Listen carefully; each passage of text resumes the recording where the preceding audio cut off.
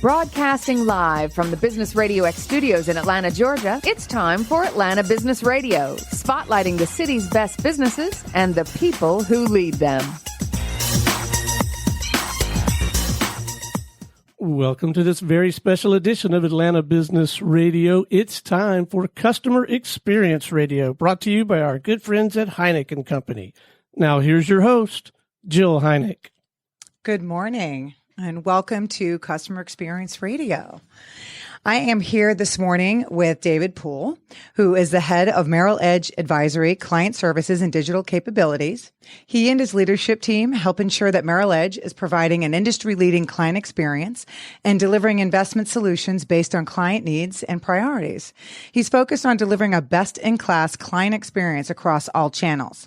He leads over 3,000 in the design and execution of client treatment and relationship deepening strategies that drive client satisfaction, acquisition, and retention. Welcome, David. Thank you, Jill. Happy to be with you. Thank you so much for joining us. I'm so excited to have you here as part, a representative of the banking community. We have yet to have one here yet on the show. And I was really excited because I think a lot about what my experience is when I'm online or on my digital app, making it very easy to do whatever I need to do. So we're going to talk a little bit more about that later. But first, give us a little background on how you got to where you are now. Sure. Thank you. And yes, digital core, and we'll talk a lot about that with new technologies, how we can weave that into enhancing the client experience. So with me, I've been in the financial industry over 20 years and with focus on the brokerage side. So self-direct trading, advice, digital advice, et cetera. So, but that focus has been around client experience, customer service, really taking the digital capabilities to the next level, right? To drive that simplicity, that intuitive experience, that experience that clients can really get in and handle more with less time, right? So that's been core with our industry. Mm-hmm. I love that. So, what got you into the financial sector? Mm-hmm. Well, I've always had a passion for the stock market. Mm-hmm. I actually started my career like you. I was a real estate agent, and that was a passion. It continues to be a passion. But then started, in the 90s, trading stocks. And again, technology. Right? I started my career at E-Trade, and when really a lot of you didn't have to call your broker and pay $300 for a stock trade, right? You could go in at the time 20. Now, through Merrill Edge, you can do it for free, and place a trade. So it really caught my attention, and I jumped in there, learned a lot about it, and quickly joined the E-Trade team, and it then evolved about 6 years ago and joined Bank of America. And it's been an exciting 20 years of transformation in the industry as transparency and digital has merged and empowered really more people to participate in the markets. And that's been my passion, and that's what's kept me in this industry. So would you say that over the last few years, it's progressed faster than you've ever seen it prior to that? It's a great point. Mm-hmm. It's accelerating. And the reason so is because technology is accelerating, right? So think about mobile. You have everything in your hand, and most people do, whether it's, paying a bill through bill pay or seeing what your stocks performed, how they performed during the day, real time, right? You have those apps on your hand and that immediate access. And I think what's most important and what's driving that acceleration, that digital adoption acceleration, is clients or overall consumers are more confident in that digital capability, right? They feel more secure. They feel safe.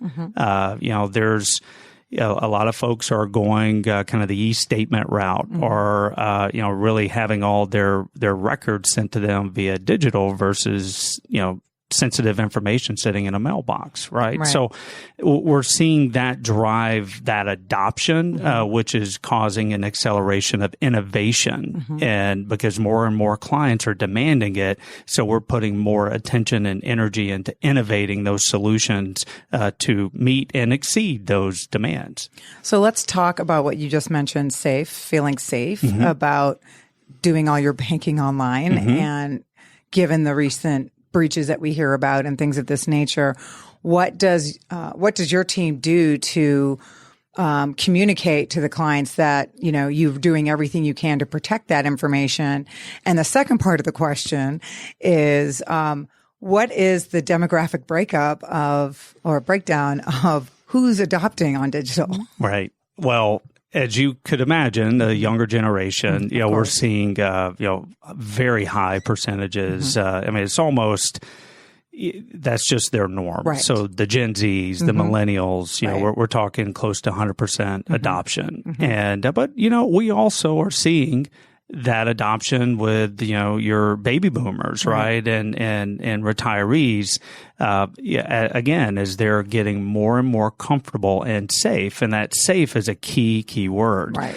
And, that is an area that Bank of America focuses a lot of attention and invests heavily in to deliver that security. And that's via, a lot of our, AI technologies and models and working with third parties and ensuring that we're engaging with the actual client, right? So through authentication, through verification, and then we also reinforce with our clients those safety tips, right? So how to ensure to keep their information safe, via the types of passwords and ensuring that if possible that they do have e-delivery, right? So electronic delivery of a lot of those sensitive documents and statements. Right. So I recently read, it's probably over the last 6 to 8 months, that we will have 1 million or so people, boomers are turning into that 65, 70-year-old range. What happens to those who cannot adopt this digital experience? Well, the beauty and I think the core of client experience, right? So your overall customer focus, client delight is you want to deliver your offering with, however clients want to engage it. And I'm a strong believer in that, whether that's going down to your local financial center, what we deem, the old kind of folks think of as the banking branch. Right. We call financial center because we view it as a financial destination, which we can talk more about. But we're very keen on ensuring that clients have that face-to-face experience if they want, right? So maybe they're not comfortable engaging fully on a digital or even partially digitally. Right. We have people to be able to deliver that. We call our core strategy high tech, high touch. And if clients want to call us, we have that option 24/7. If they want to meet with us, we have one of the broadest physical footprints in the nation. If they want to chat online, email, whatever, we will develop and maintain those channels. Great. So they're not going away. The brick and mortar are not going away. No. The people are still engaged. So there's still people that people can talk to. Yes, they are not going away. We're strong believers in a core of our overall client experience framework is the voice of the client. Right. We want to hear from our clients. We have many different types of avenues to gain that feedback, which shapes our model. And what continues to come through loud and clear, even for our Gen Z, demographics or millennial demographics, is there is a point in time and there is a level of confidence of knowing that you have that person down the street at your local financial center or, a quick phone call away. We see over and over, even if they want to engage digitally, and they do for a majority of the time, they still will engage the people aspect. So over the last few years, Bank of America has really transformed that kind of old school typical bank branch into a financial center destination where, we still have tellers, but we also have like ATM machines that are, you can you can do the majority actually of your banking via an ATM machine within the financial center. And we have what we call digital ambassadors that help to teach clients and give them that comfort level.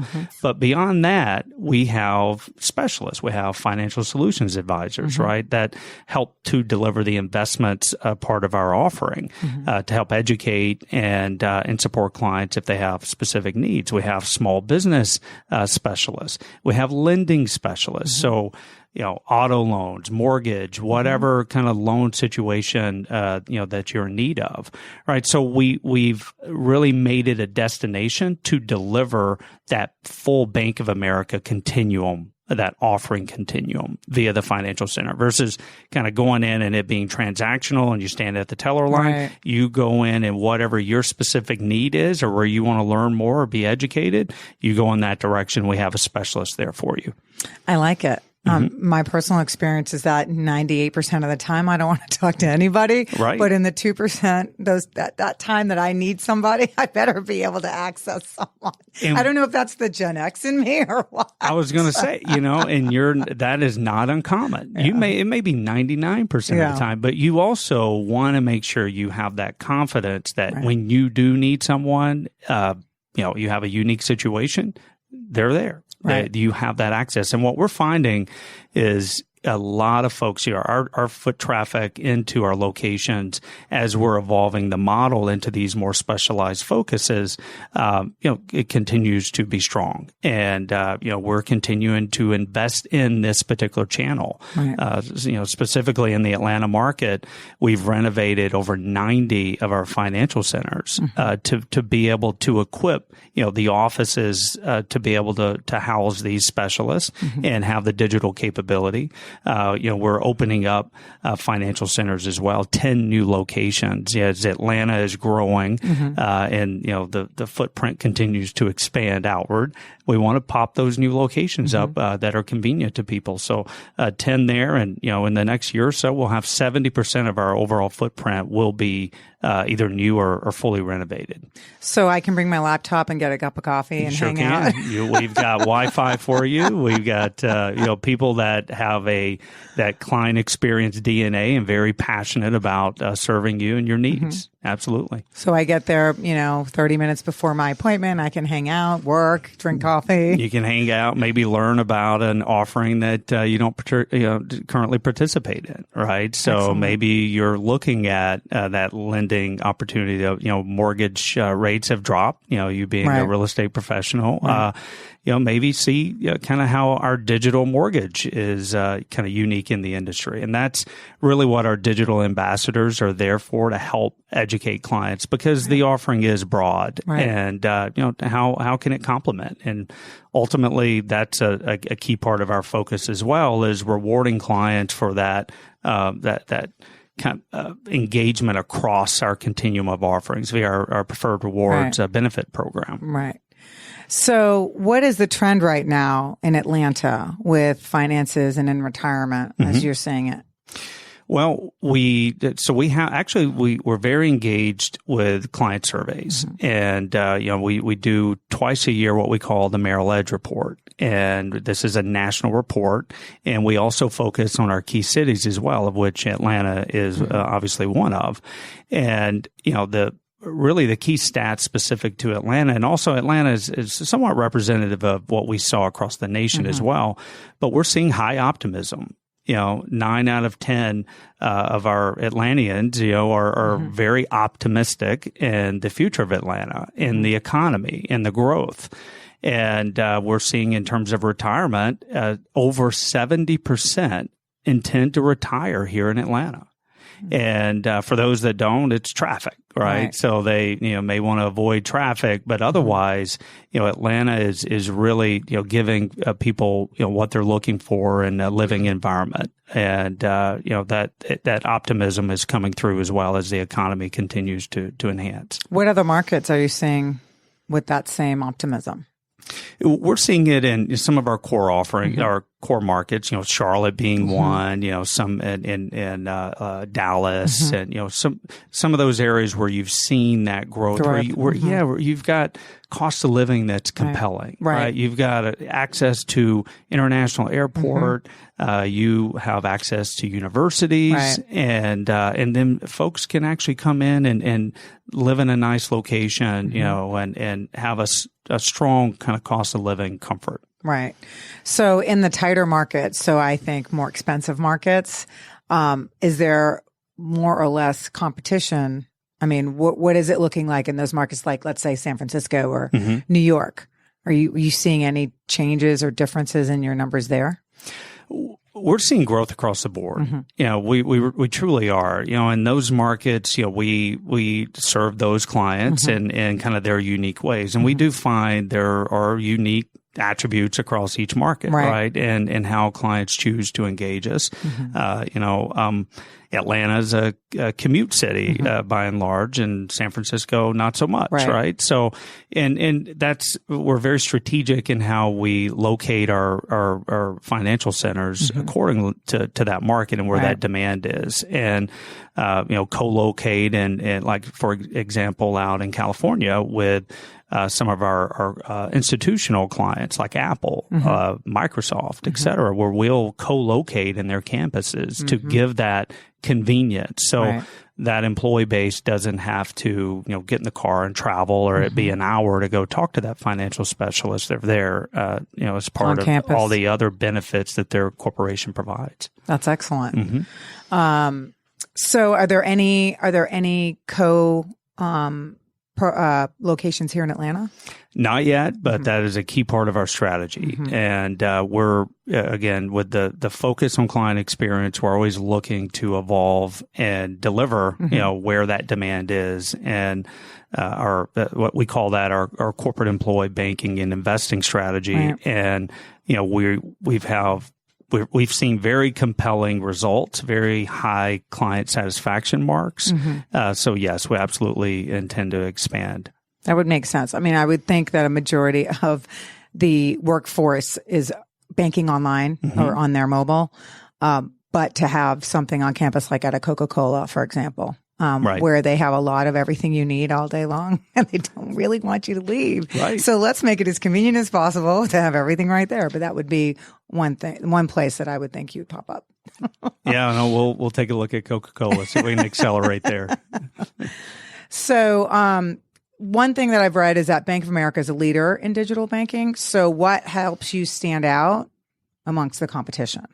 Well, I think innovation. People think Bank of America, like for example, in Atlanta, we have 100-year presence here in Atlanta, but when you really get under the hood of Bank of America, we're a highly innovative company, and that comes through via our leadership. Brian Moynihan and Dean Athanasia, Aaron Levine, who run the consumer business.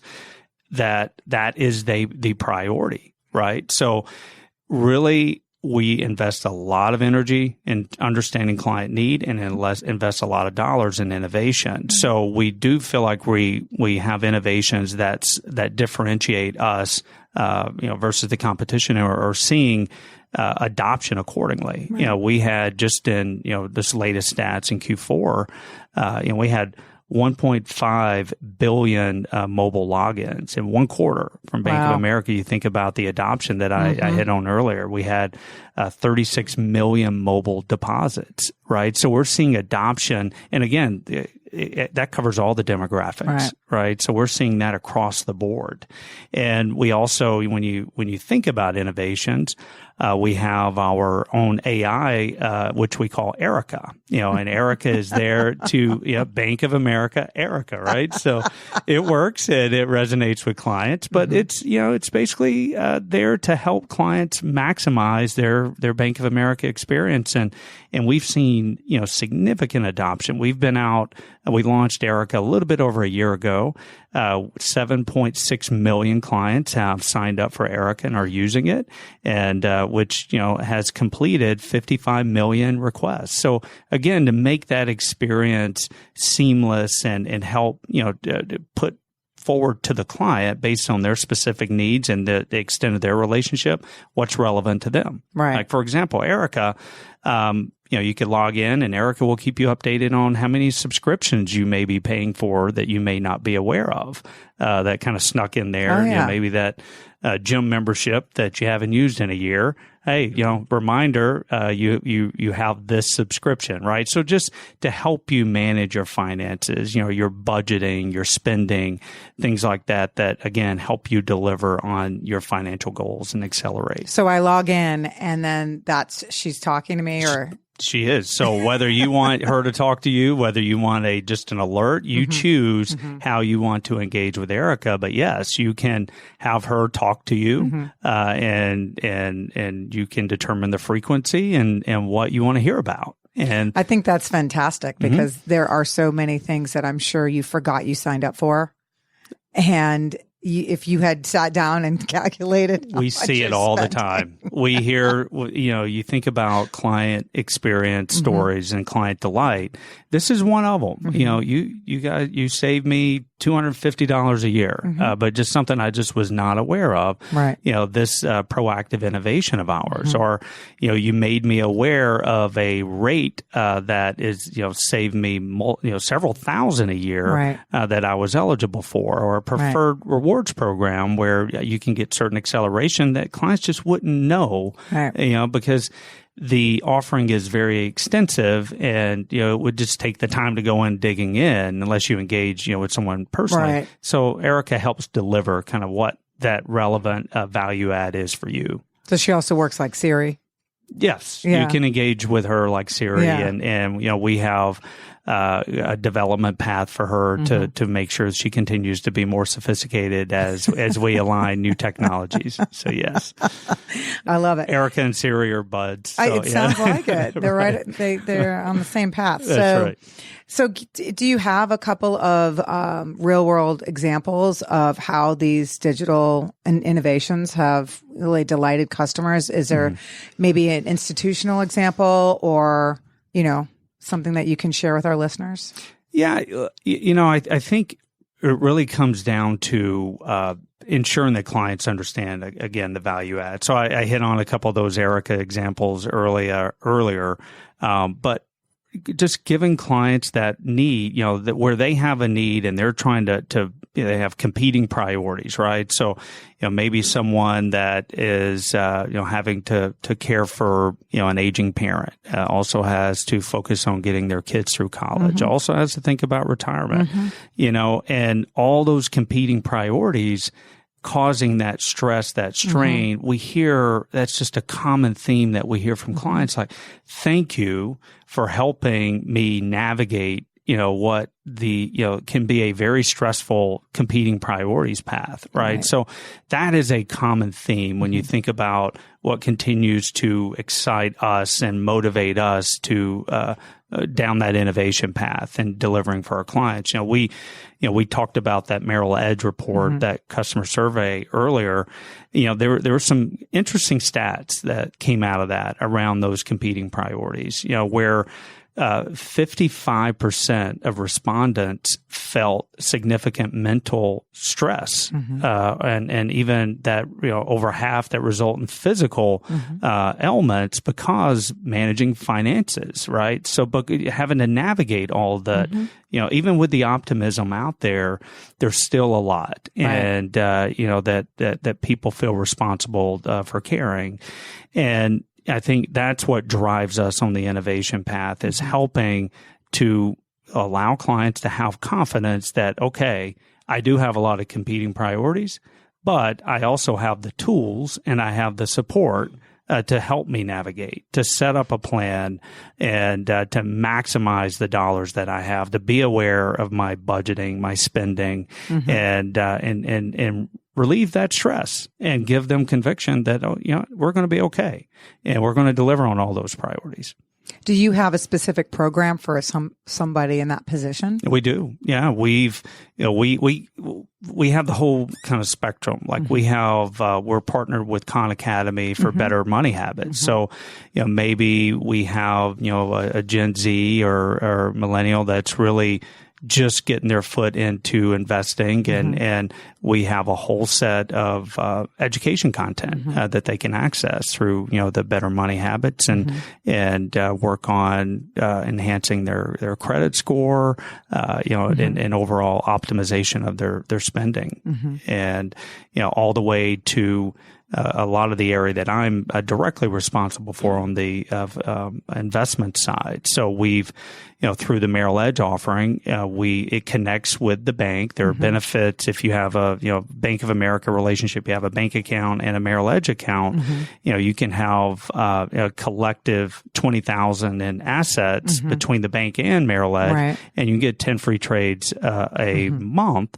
But say you have over 100,000 again across the full relationship, you get 100 free trades a month. So there are enhancements that and benefits that we deliver. We also, as part of our overall investment offering, we have our self-direct platform, which there's no minimum, and we have a ton of education content around stocks, stock trading, option, mutual funds, you name it, beyond the Better Money Habits. That's more specialized into those areas. And a lot of the folks that I'm responsible for across the call centers, we have over 3,000 are there to help educate. That's their goal. That's what they do, is to provide that guidance and help clients in each of their own unique situations and develop the plan. We also, part of an offering that is we're seeing an acceleration in adoption from our clients is our digital advice offering. You may have heard kind of the craze over the last couple of years of robo investing. Well, that's not what we have. Ours is better. Ours includes people, right? So robo, you think kind of algorithm and digital only. Right. The beauty of our offering, the Merrill Edge or Merrill Guided Investing offering, is it's digital advice. We have two flavors, digital only, and you have people behind the scenes, but you also have a chief investment office that's Merrill Lynch that selects those portfolios, maintains those portfolios that are suitable to you and your goals and your time horizon. And then we recently, about a month ago, launched a new offering that, and I hit on it earlier, high tech, high touch. This is the epitome of high tech, high touch, where you have that digital offering and you also have access to a financial solutions advisor.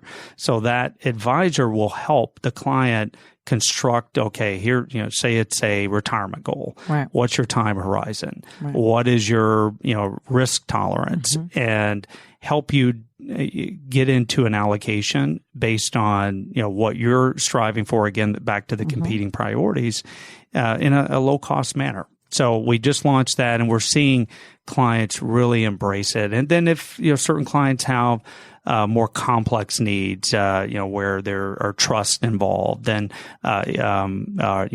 complicated tax situations or high net worth, we have the Merrill Lynch offering. Right. So we work interchangeably behind the scenes to make sure, when you think about the construct of how we ensure our employees are delivering what's in the best interest of the client, we're channel agnostic. So I may be responsible for the investment side, the consumer investment side, but I also motivate all of my folks, regardless if the client's a better fit for, a Merrill Guided Investing or working with a Merrill Lynch advisor. It's agnostic. It's whatever's best for the client. Well, let's talk a little bit about your team and how you get them excited about delivering a great customer experience.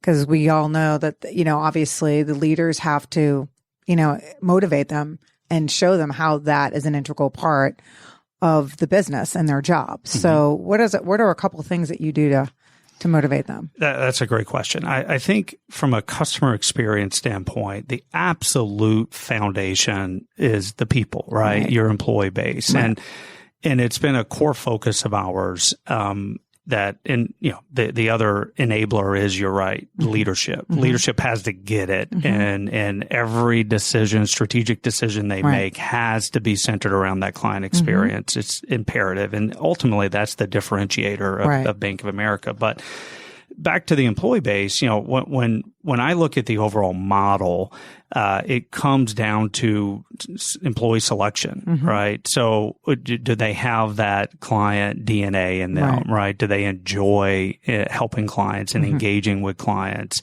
And, we try to hire around that, right? Those traits, we feel like if we can hire those traits, we can easily add the skill, right? And we have what we call a Bank of America Academy, where we take clients through or employees through once we hire them through their our onboarding process, training, whatever part of the business they're in. But the core of that academy is client delight, client care, right? We have our own terminology in the bank that we use so that it resonates with our employee base, client care, client delight, beyond just the client experience label. And, through the process, everything they see from us, hear from us, they see their stats. We're very keen on voice of the client. So we make that transparent to the employee.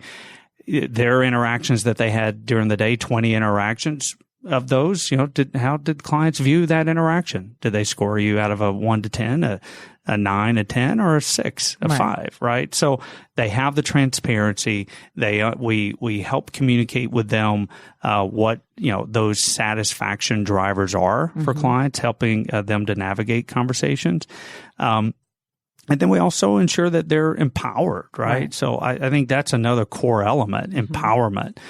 The employee needs to feel like they have a voice in supporting our collective clients. And that's been a core focus of ours. We have an internal program, Client First, where we pull associates together or employees together to brainstorm how can we help based on what we see on a daily basis? How can we help enhance the client experience? And it never fails. Like these groups are probably 35, 40. It's like an internal focus group. And we do a mix of kind of different departments and pull them all together. And what's your experience? Brainstorm.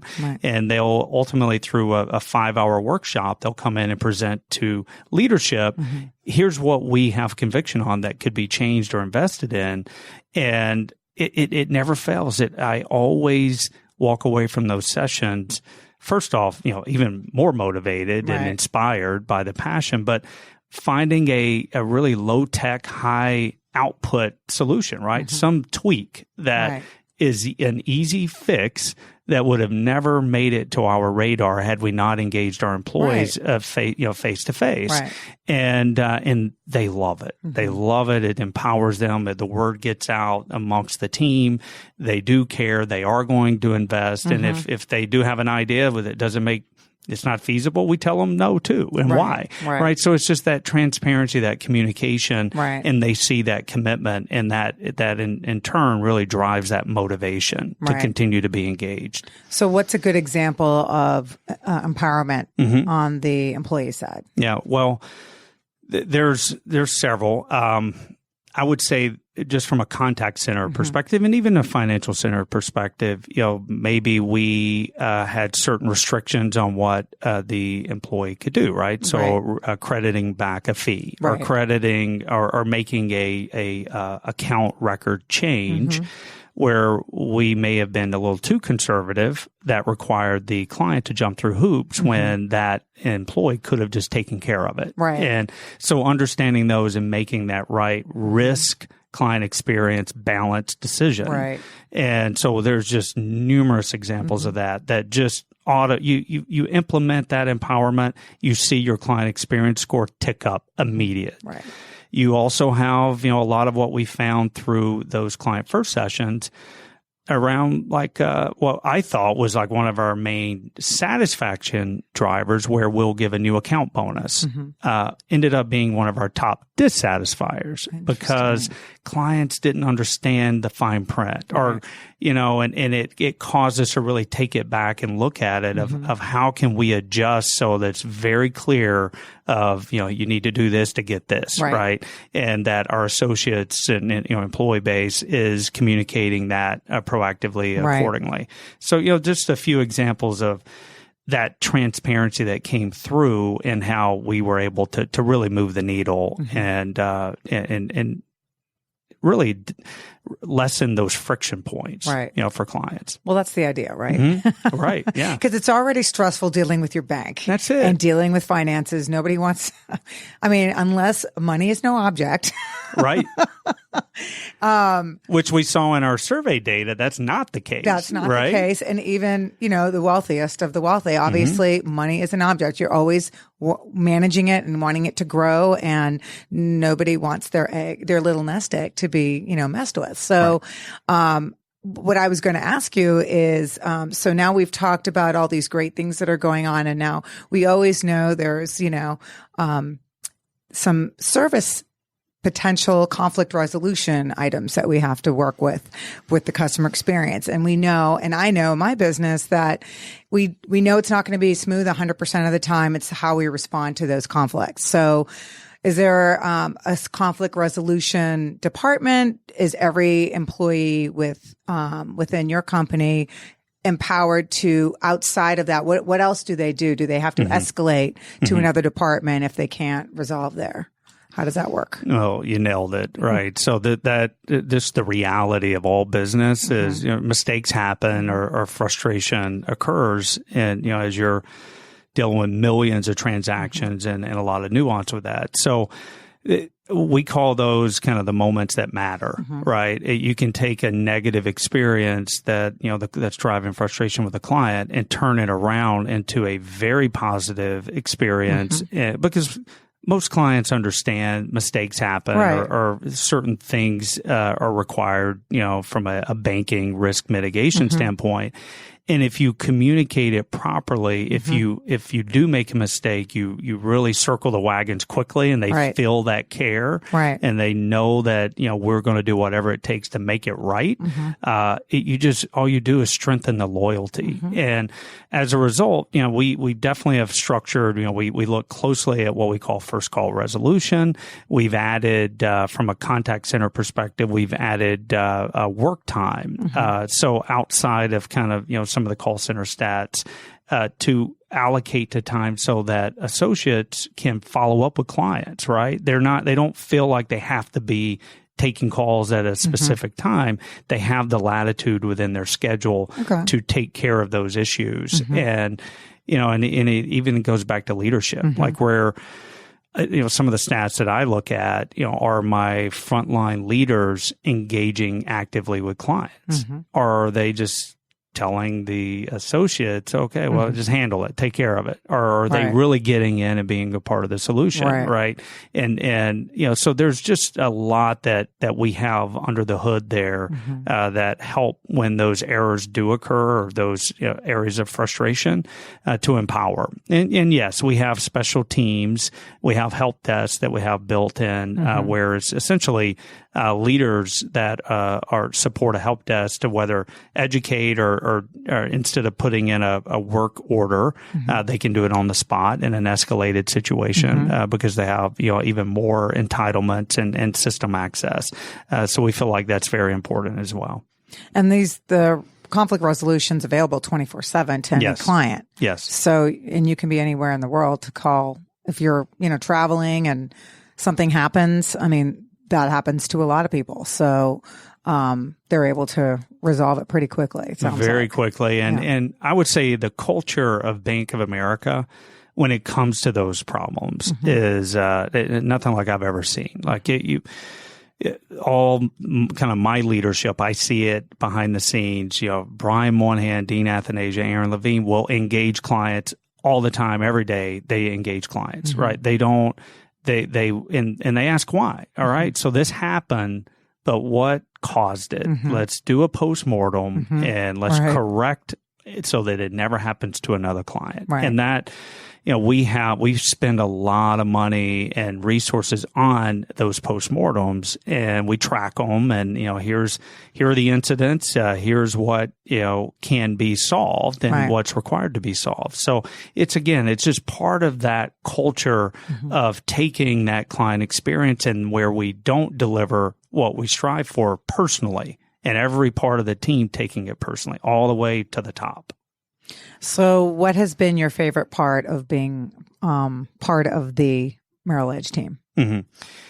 I think my favorite part is just delivering more access to our clients, right? So your clients that may not have been able, or they didn't think they had enough money to engage advice in the past, they have that access now. Help them navigate their life stages, their life priorities. Are they going through, a situation, a deceased loved one, or a marriage, or having a child, or in us giving everyone that support, that education, and evolving our model so it's affordable and helps them. So that's been a key focus of ours, the innovation, that technology and that efficiency is just allowing us to reach more clients, right? And then, seeing that our employee base has that passion as well, right? It's infectious. You go out and you pull together with your employees, and they tell you their experiences, and you see them raising the flag when there's a need or a change that's needed, and the passion that they have behind that. I love it. Is there anything else or anything specific that you want our listeners to know about you and what Bank of America is doing, something that maybe we haven't touched on at the moment?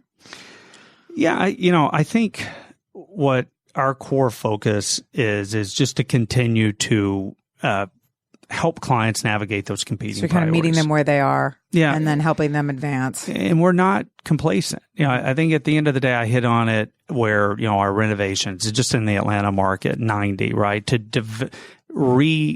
transform those banking centers into financial destinations. So, we're evolving our model, continuing to invest heavily to give clients what they need to navigate, and across the full continuum again, whether that's a Merrill Lynch advisor or, a first time savings account, right? And ensuring that we have that offering to meet those needs. And we're innovating heavily. We have dedicated teams around innovation that we look at new technology. We look at AI advancements. We're really evaluating, how can we continue to enhance that client experience? We're not complacent in any way. And we're also very active listening to what our clients are looking for as well.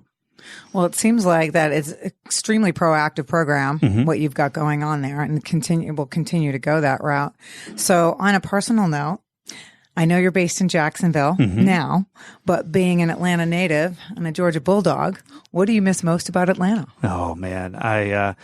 Yes, I grew up in Gainesville, a little bit north of here, and I always love to get back here. I grew up on Lake Lanier up there and spent my childhood on the lake. I miss that. I'm down in Jacksonville, Ponte Vedra area, so I have the ocean.